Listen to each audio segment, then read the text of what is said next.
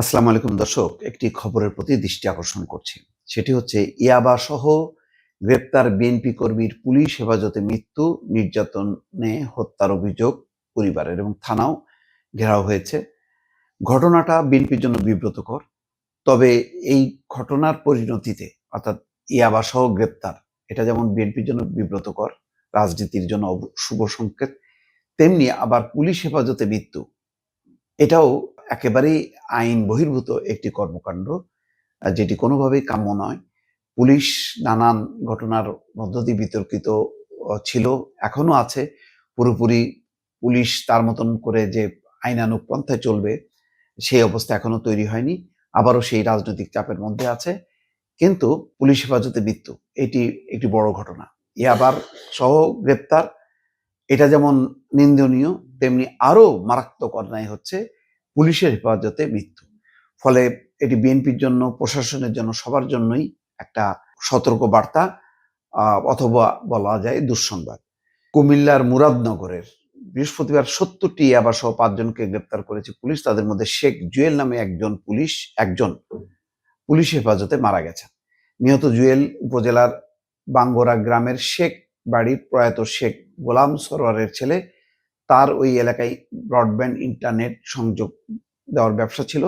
তিনি বিএনপি সক্রিয় কর্মী ছিলেন বলে জানিয়েছেন মুরাদনগর উপজেলা বিএনপির আহ্বায়ক মহিউদ্দিন অঞ্জন। তার ভাই বাঙ্গোরা পূর্ব ইউনিয়ন যুবদলের সাংগঠনিক সম্পাদক। পরিবারের অভিযোগ, পুলিশের নির্যাতনে জুয়েলের মৃত্যু হয়েছে। এটাও ঠিক, পুরো কুমিল্লা অঞ্চল ইয়াবাতে একদম ছেয়ে গেছে, মাদকে ছেয়ে গেছে। এটা একটা ভয়ঙ্কর একটি পরিস্থিতি কুমিল্লার, এবং বলা হয় যে ক্ষমতাসীন বা প্রভাবশালী মহল, রাজনৈতিক মহল এই ইয়াবা ব্যবসা বা মাদকের ব্যবসা নেপথ্যে জড়িত, যার কারণে কুমিল্লা থেকে কোনোভাবেই মাদক এবং ইয়াবার যে ব্যবসা সেটি সরানো যাচ্ছে না। পুলিশ জানায় গত বৃহস্পতিবার বিকেলে উপজেলার বাঙ্গোরা এলাকা থেকে ৫ জনকে মাদক সেবনের সময় গ্রেপ্তার করা হয়। তাদের কাছ থেকে ৭০টি ইয়াবা উদ্ধার করা হয়।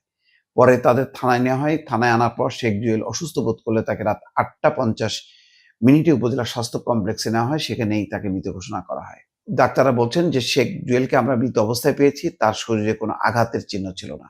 তাহলে স্ট্রোক করতে পারে, কিছু একটা তো ঘটছে। এটা তো জন্য অবশ্যই একটি তদন্ত হওয়া উচিত। পুলিশের অতিরিক্ত কমিশনার বলেন, শেখ জুয়েল একজন চিহ্নিত মাদক সেবী। তার মৃত্যুর সুনির্দিষ্ট কারণ জানতে ময়নাতদন্ত রিপোর্ট প্রয়োজন। তবে তার শরীরে আঘাতের কোনো চিহ্ন পাওয়া যায়নি বলে চিকিৎসক জানিয়েছেন। শেখ জুয়েলের চাচাতো ভাই এবং স্থানীয় বিএনপি নেতা শেখ শফিকুল ইসলাম বলেন, বাঙ্গোরা বাজার থানার এসআই আলামিনের নেতৃত্বে জুয়েলকে গ্রেপ্তার করা হয়। পরে তিনি জানান, জুয়েলকে হাসপাতালে নেওয়া হয়েছে। সেখানে গিয়ে মৃত অবস্থায় পাওয়া যায়। আটক করার পর জুয়েলকে থানায় নিয়ে যায় পুলিশ।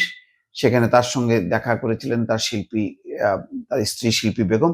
তিনি বলেন, দুপুরের পর জানতে পারি পুলিশ তাকে ধরে নিয়ে গেছে। থানায় গিয়ে দেখে তিনি সুস্থ ছিলেন। আমাকে বলেন, আমি কিছু করিনি, আমাকে ছাড়ানোর ব্যবস্থা করো। এরপর খবর পাই তিনি মারা গেছেন। একজন সুস্থ মানুষ এভাবে মারা যেতে পারে? তাকে নির্যাতন করে মারা হয়েছে। যাই হোক, পুলিশ হেফাজতে শেখ জুয়েলের মৃত্যুর প্রতিবাদে মুরাদনগর উপজেলা স্বাস্থ্য কমপ্লেক্সের সামনে বিক্ষোভ করেন এলাকাবাসী। এটি একটা তদন্ত হওয়া উচিত মৃত্যুটা, এবং রাজনৈতিক নেতৃত্ব এখনো যদি সেখানে আওয়ামী লীগ পতনের পরও যদি মাদক এবং ইয়াবা ব্যবসা চলতে থাকে, এটা দুর্ভাগ্যজনক। এটা যদি নির্মূল করতে পারে তাহলে সেখানকার বিএনপি জামাত নেতৃত্ব সফল হবে। এখন সামনে সেটাই হচ্ছে অগ্নি পরীক্ষা। দর্শক ভালো থাকবেন, আল্লাহ হাফেজ।